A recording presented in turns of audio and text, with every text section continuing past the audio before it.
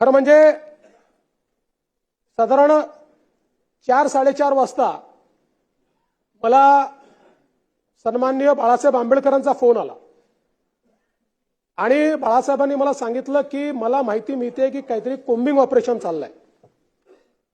मी तात्काळ पोलिसांशी बोललो, त्यांना म्हटलं कशाचं कोम्बिंग ऑपरेशन करताय? म्हणाले आम्ही कोम्बिंग ऑपरेशन करत नाही, जे अपॅरंटली दिसतायत व्हिडिओ त्यांना आम्ही पकडतोय।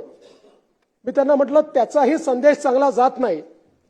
त्यानंतर आयजींचं माझं आणि बाळासाहेब आंबेडकरांचं एकत्रित बोलणं झालं आणि 6 वाजेनंतर कुठल्याही वस्तीमध्ये कोणीही गेलेलं नाही की पोलीस निरीक्षक अशोक घोरबांड यांनी वाजवीपेक्षा जास्त या ठिकाणी बळाचा वापर केला किंवा रॅशली बळाचा वापर केला।